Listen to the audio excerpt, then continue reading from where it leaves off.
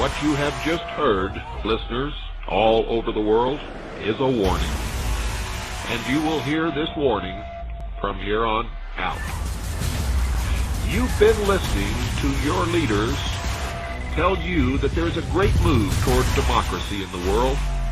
You witnessed the parting of the Iron Curtain, the fall of the Berlin Wall, the fracturing of the Soviet Union. And this is all supposedly toward a new worldwide democracy. Democracy is a code word for socialism, and that's why our forefathers established a republic. But don't get down, folks. All is not lost. I'm coming back. The problem lies within each and every one of you, and therein also lies the answer. I'm your host, William Cooper, and you're listening to the Hour of the Time.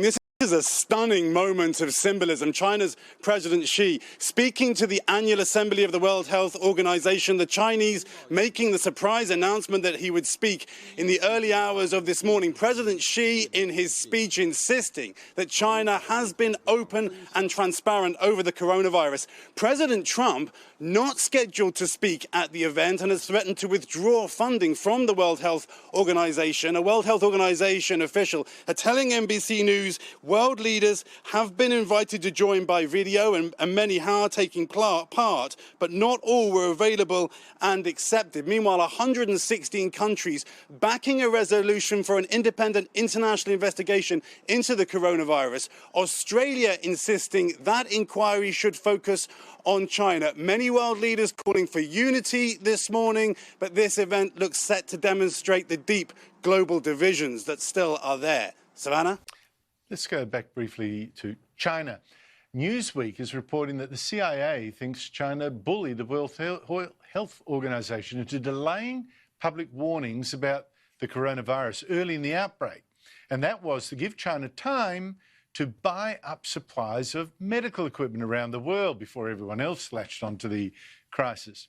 Now, that included buying up big here in Australia. Now, as I told you 6 weeks ago, a report by Chinese customs officials shows the astonishing results of that big buy-up. From January 24 to February 29, China's national customs inspected 2.4 billion pieces of protective equipment that have been sent to China by Chinese companies here, just from Australia, including 2 billion face masks. Joining me is the panel, Rita Panahi, Star Herald Sun columnist and Sky News host, and Daniel Wild, Director of Research at the Institute of Public Affairs. Rita, I don't know the truth of this particular latest claim that from the CIA report, because there's a lot of politics obviously involved here. But isn't this one more reason for this independent international inquiry that Australia wants into how this virus got out? Oh, it's a no-brainer that we need one. Absolutely. I've never not heard one single argument against having an independent international inquiry into the origins of the virus and how it was handled initially. And certainly this particular report has got some fairly worrying insights into how China and the World Health Organization interact. And it makes sense because, as we know, as late as mid-January, the World Health Organization was telling the world that there's no evidence of human-to-human transmission. And many people, many experts suspect that China would have known by then that there was certainly human-to-human transmission.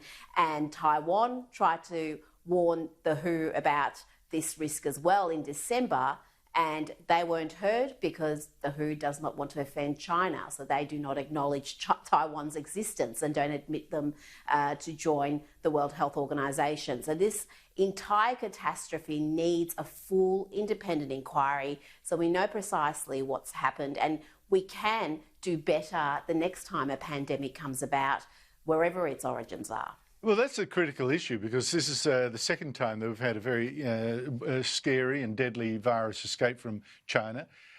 Daniel, but here we really do have, arguments on both sides, really. This dispute with China. On the one hand, I think it's clear that we deserve an independent inquiry into this virus, if only to save us from the next one.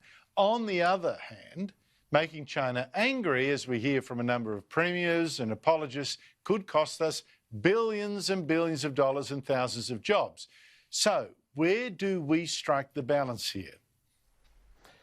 Well, that is the question, Andrew, and I think it's instructive to actually compare how Australia and the West has engaged with China compared with the former Soviet Union, where much more economically and commercially and culturally enmeshed with China, much more interdependence than what was the case with the Soviet Union, as an example. Now, there has been significant benefits flowing from that, both to Australia and the West in terms of underpinning our economic development and growth, and also clearly to the Chinese people. Millions have been lifted out of poverty as a result of the opening up of the Chinese economy. But one of the challenges, Andrew, is really the Chinese Communist Party, such as it is today, is really in part a sort of Frankenstein creation of the West's willingness to engage and financially and economically underwrite that regime in a way that it did not with the Soviet Union. Of course, our confrontation with the Soviet Union was much more based on the military threat of the prospect of nuclear war, whereas with China, it's much more this kind of economic leverage game playing. We know they have the Belt and Road Initiative, which gives them infrastructure leverage in countries, the Made in China 2025, which is their strategy to integrate global supply chains of advanced manufacturing into China. And of course, the broader economic interdependence means they have a kind of economic political leverage that wasn't the case with the Soviet Union. So this is a monumental challenge, Andrew, and one of the solutions will be diversifying our exports to places like India and finding other alternative sources of investment into Australia.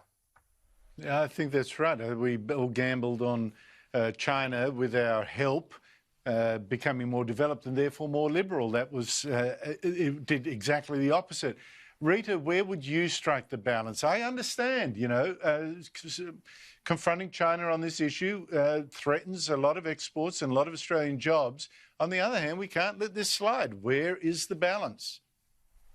Well, if we don't take a stand now, if we don't follow through now, we never will. There's not going to be another opportunity like this where much of the world would stand with us, even if they're not as public about demanding an independent inquiry. But there have been countries from Europe to Africa to the US, obviously, who have expressed their displeasure with China and their handling of this crisis. So this is the time to strike. Otherwise, we can just say that we are constantly going to kowtow to China because they're a major trading partner, because of their economic might. We are never going to take a stand and fight for what's right and what's in our long-term best interest. I think you make a good point. You make a good point. If we won't stand up now when we've got a virus from China that's killed nearly 100 Australians and wrecked our economy, when will we stand up? We've got African countries who are taking a stand. You know, we've got France, we've got the US. We're not standing here alone, though China's having a tantrum and pretending like we're the only ones. We need to look at the bigger picture. That's what I said at the editorial. A lot of countries right now are in fierce debates with China, which is snatching parts of their territory. Good afternoon. Good evening. Your Excellencies, Honorable Ministers, Ambassadors, Delegates, Director General, in my capacity as outgoing President of the 72nd World Health Assembly, I am pleased to welcome you all to this virtual platform. Now let us turn to the high-level welcome. I have the pleasure of giving the floor to Madame Michelle Bocos, Director General and Envoy of Multilateral Affairs, to facilitate this session. Madame Bocos, you have the floor, please. Your Excellencies, the World Health Assembly is the biggest event on the global health agenda. Each year, thousands of people, including health ministers and high-profile personalities, converge in Geneva to discuss issues of global importance, ranging from health security to universal health coverage. This year, we are meeting in a virtual platform. Nevertheless, the spirit of togetherness that characterizes the Assembly is still with us. Au nom du Directeur Général, le Dr. In the name of the Director General, Dr. Tedros, it is my honor to welcome world leaders who have been kind enough to agree to participate in this historic de minimis assembly with us. I shall invite the first of our 8 high-level guests to make her statement as the representative of the host country. Your Excellency Simonetta Miriam Sommaruga, President of the Swiss Confederation, you have the floor.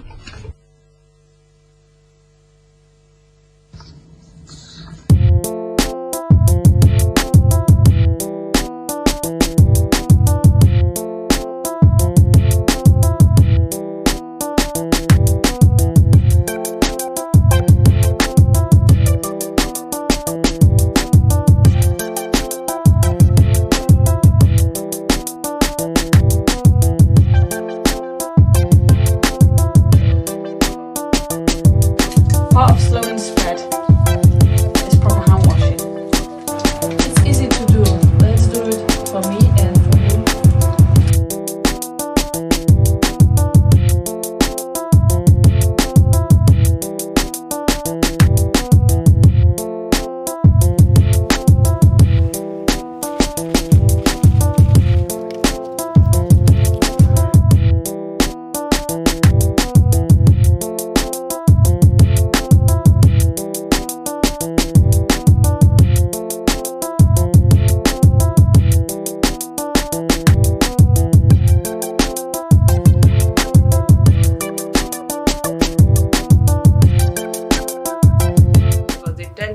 Fine, but I still have this fear because even if I want to, I cannot reach them. Even if something happens, I cannot reach them.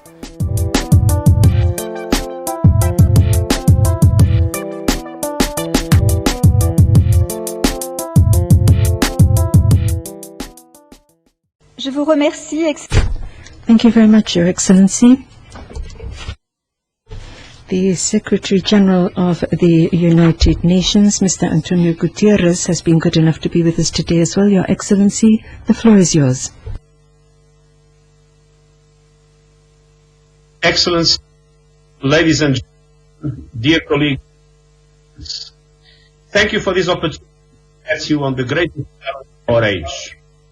The COVID-19 pandemic has demonstrated our global fragility. Despite the enormous scientific and technological advances of recent decades, a microscopic virus has brought us to our knees. We do not yet know how to eradicate, treat or vaccinate against COVID-19.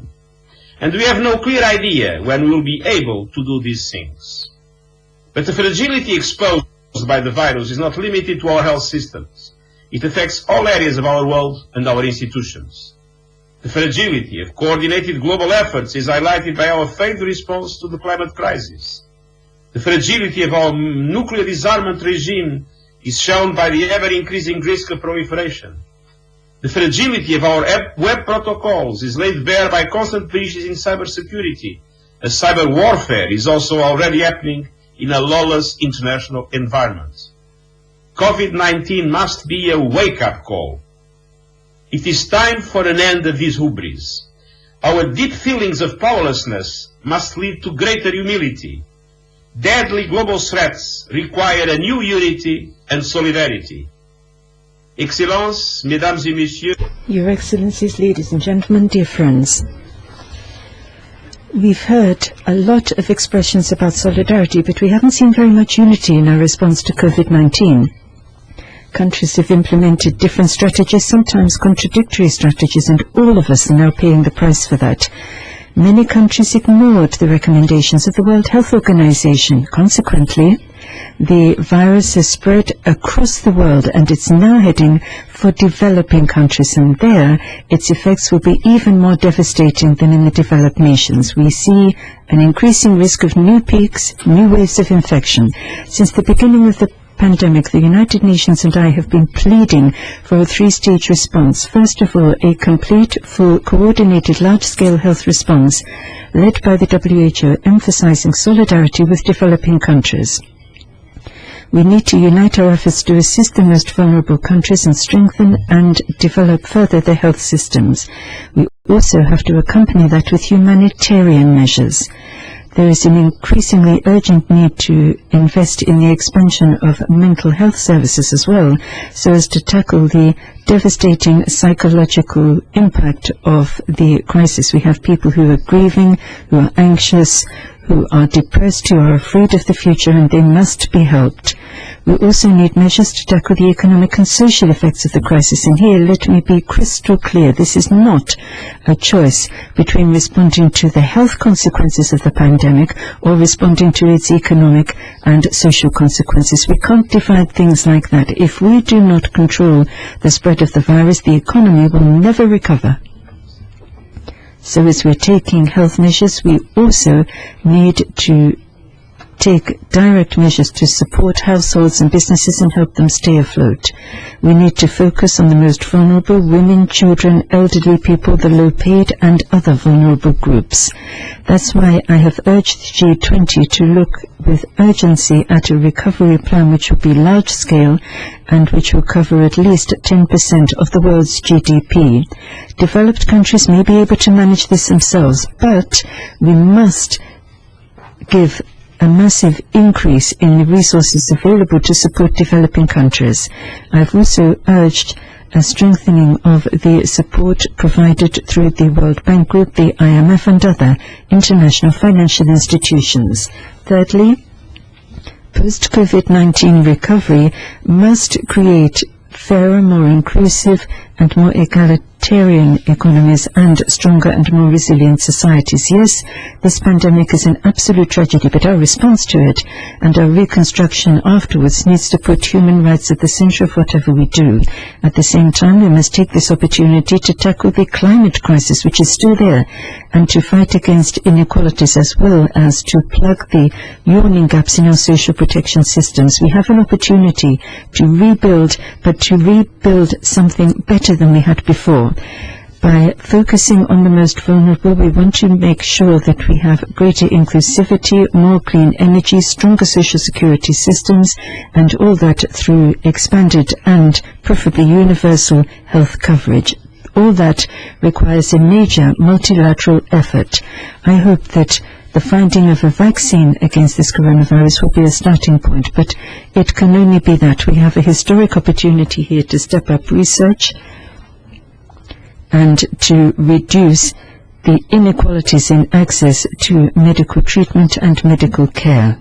It is essential that everybody in this world, wherever he or she may be, is able to have access to medical care, and particularly if and when we get a vaccine, to that which will be a global public good. We can do that, we must do that. Tribute to the frontline health workers who are the heroes of this pandemic. From nurses, doctors and midwives to technicians and administrators, millions of healthcare workers are putting themselves in harm's way every day to protect us. We owe them our deepest appreciation and solidarity. The entire United Nations family stands with the thousands of our colleagues of the World Health Organization who are working around the world to support member states in saving lives and protecting the vulnerable with guidance, training and essential testing, treatment and protective equipment. We thank you for your service. I saw the courage and determination of WHO personnel working to end the Ebola outbreak in the Democratic Republic of the Congo when I visited last year. It is partly or largely thanks to their efforts in very difficult and dangerous conditions that new infections have been contained and we are counting down to the end of the Ebola outbreak. The WHO is irreplaceable. It needs enhanced resources, particularly to provide support to developing countries, which must be our greatest concern. We are as strong as the weakest health systems.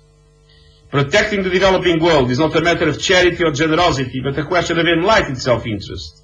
The global north cannot defeat COVID-19 unless the global south defeats it at the same time. As I said last month, and I quote, "Once we have finally turned the page on this epidemic, there must be a time to look back fully, to understand how such a disease emerged and spread its devastation so quickly across the globe, and how all those involved reacted to the crisis. The lessons learned will be essential to effectively address similar challenges as they may arise in the future. But now is not that time. Now it's a time for unity, for the international community to work together in solidarity to stop this virus and its shattering consequences." End of quote. We cannot contemplate a future of fear and insecurity. Either we get through this pandemic together or we fail. Either we stand together or we fall apart. Thank you. Thank you, Excellency. I shall now invite the President of South Africa and current Chairperson of the African Union, His Excellency President Matamela Cyril Ramaphosa, to make his statement. Was this sort of thinking that we are not all in this together. We are all individuals, and that is so important because the individual within ourselves knows what's right, and we can't be just inserted into this big plan. Thanks a lot. Hey, thank you so much. Hey, Ken, let's play video 5. This is 1 minute and 37 seconds. If in case anyone hasn't heard this. Video 5, please. And this was sent out to all radio stations with a request to play it across the nation, as far as I know. I have a special message for the power-grabbing COVID cabal politicians. We are not in this together. It is you against us, and every day you deepen the divide without a scintilla of proof or truth. You decided that the coronavirus would kill more than 2 million Americans, and now we all know that was false. Yet, armed with your false and bloated figures, you destroyed our jobs. You locked us in our homes. You took the food out of our mouths, and you destroyed our economy. You made us and our children wear your mandated masks and forbade us from even talking to each other. You, the politicians, treated us like disease-ridden vermin while you postured and preened in front of the cameras. Oh, we've tried to be nice about it, but you have taken our kindness for weakness and imposed even more of your cruel and oppressive dictates. You, the power-hungry politicians, put America under house arrest, and now we are coming out.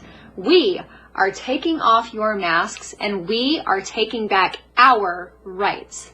So now hear this. From this day forward, we are standing up and fighting back, and we are making America once again the land of the free and the home of the brave. Because despite all of your political posturing and power grabbing, we are not in this together.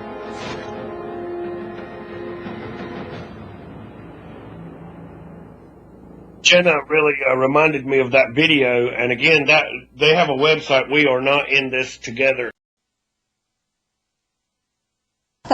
Africa will just show a short video again.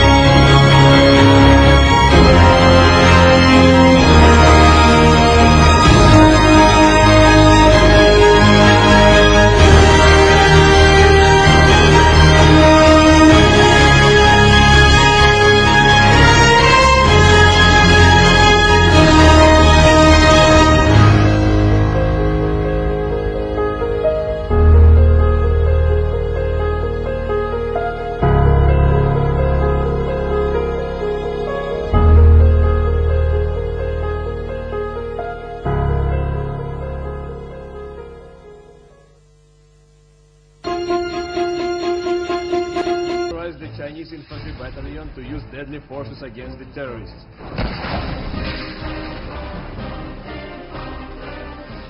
The movie portrays the heroic stories of Chinese peacekeepers who are operating in some of Africa's most hostile regions. It comes on the heels of other domestic military-themed movies such as Wolf Warrior 2 and Operation Red Sea, which went down very well at the box office. So can this one follow suit? After we watched the movie, I was deeply impressed by the spirit of Chinese peacekeepers and felt very proud to be part of our country. The movie let us know how China is doing on the world stage. Now our country has the power to protect our citizens overseas. China also plays an important role in keeping world peace. I feel really proud, so when I heard about this movie, I decided to watch it. But some felt producers could have done more to make the movie more engaging. Generally speaking, the movie is good, especially the story it tells. But I would prefer Operation Red Sea. I think Chinese peacekeeping forces has to improve its visual effects. It should be more thrilling. Chinese peacekeeping forces grossed only about 10.5 million yuan, or $1.5 million, in its first 3 days, well below Operation Red Sea and Wolf Warrior 2. Many felt let down by the movie after the sheer excitement of the other two. We have many good domestic war movies before, so many moviegoers thought this one should also be as good as Operation Red Sea and Wolf Warrior 2. However, the film failed them. We arranged a busy screening schedule on its debut Friday, but we had only a few screenings during the weekend due to a lack of viewers. Wang also said people tend to prefer movies that are set close to their daily lives. Chinese films like Dying to Survive and Fat Bodies received such positive reviews and, more importantly, high numbers at the box office. In recent years, the success of Operation Red Sea and Wolf Warrior 2 has raised the interest and taste of domestic viewers in war genre films. It has yet to be seen whether Chinese peacekeeping forces can ride on the momentum of the other two in box offices and reviews. Raymond Legospi, CGTN.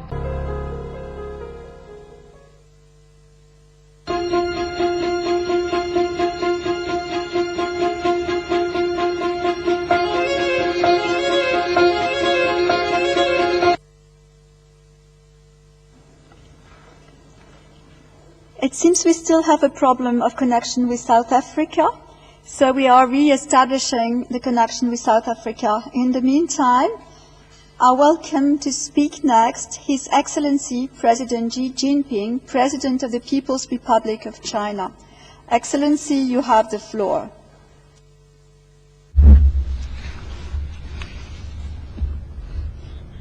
President of the World Health Assembly, Director General of the World Health Organization, dear delegates. To begin with, I wish to say that it is of significant importance for this World Health Assembly to be held at such a critical moment as the human race battles this novel coronavirus. While we are facing is the most serious global public health emergency since the end of the Second World War,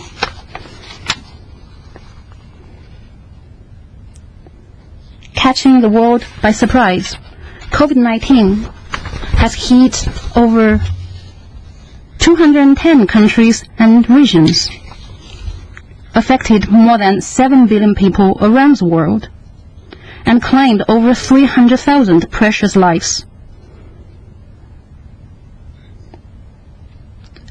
I mourn for every life lost and express condolence to the bereaved families.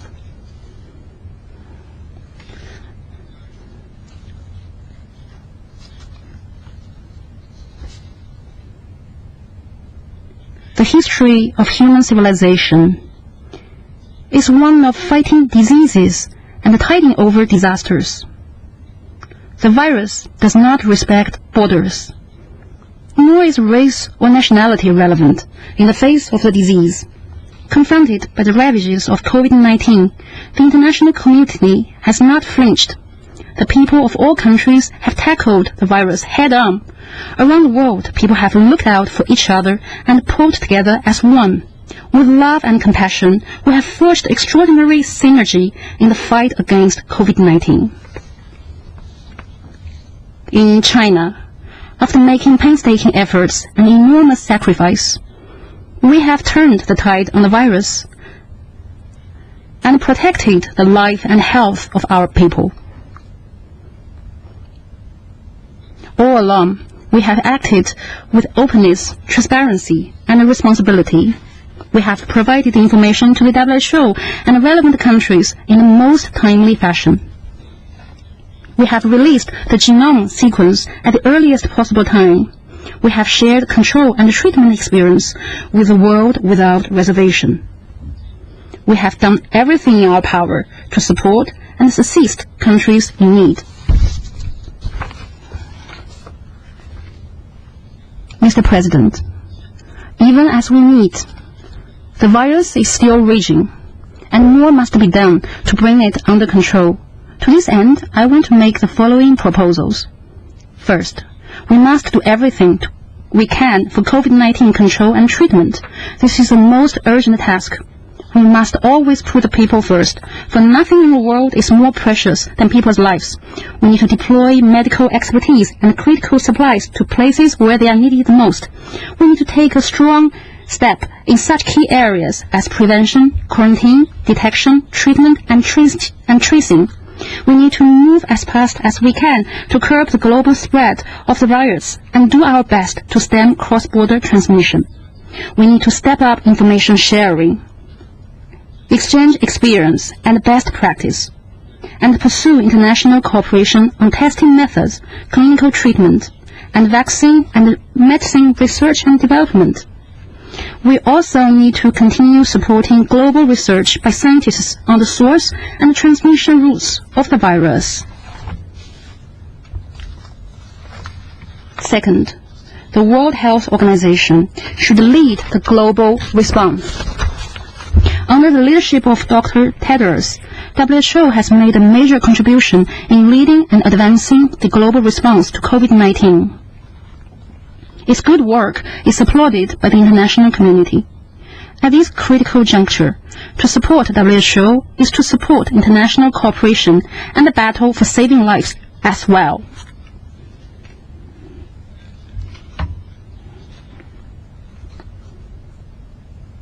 China calls on the international community to increase political and financial support for WHO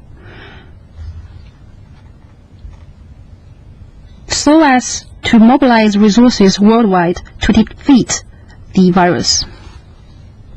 Third, we must provide greater support for Africa.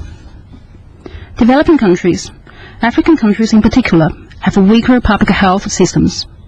Helping them build capacity must be our top priority in COVID-19 response. The world needs to provide more material, technological, and personal support for African countries. China has sent a tremendous amount of medical supplies and assistance to over 50 African countries and the African Union. 5 Chinese medical expert teams have also been sent to the African continent. In total, in the past 7 decades, over 200 million people in Africa have received care and treatment from Chinese medical teams. At present, 46 resident Chinese medical teams are in Africa helping with COVID-19 containment efforts locally. Fourth, we must strengthen global governance in the area of public health. We human beings will eventually prevail over the coronavirus. Yet, this may not be the last time a major health emergency comes knocking at our door. In view of the weakness and deficiencies exposed by COVID-19, We need to improve the moment of symbolism. China's President Xi speaking to the annual assembly of the World Health Organization, the Chinese making the surprise announcement that he would speak in the early hours of this morning. President Xi in his speech insisting that China has been open and transparent over the coronavirus. President Trump not scheduled to speak at the event and has threatened to withdraw funding from the World Health. God bless the Republic. Yes, to the New World Order. We shall prevail, ladies and gentlemen. The empire is on the run. And we are on the march, day and night. Hoorah. Thank you, gentlemen. Guys, we'll be back at 8 o'clock. Meanwhile, BC coming up next. Don't you touch that dial, because we got a lot more live radio on Liberty Tree Radio. Plant the seed in our homeland, boys. Let it grow where all can see. Feed it with our devotion, boys. Call it the Liberty Tree. It's a tall old tree and a strong old tree. And we are the sons, yes, we are the sons of liberty. Save it from the storm, boys. Water down its roots the tea. And the sun will always shine on the old Liberty Tree. It's a tall old tree and a strong old tree. And we are the sons, yes, we are the sons of liberty. March along with the piper, boys. We were born forever free. Let's go pay the piper, boys. Beneath the Liberty Tree. It's a tall old tree and a strong old tree. And we are the sons, yes, we are the sons of liberty. Pay the price they're asking, boys. Always pay the tyrant's fee. Never.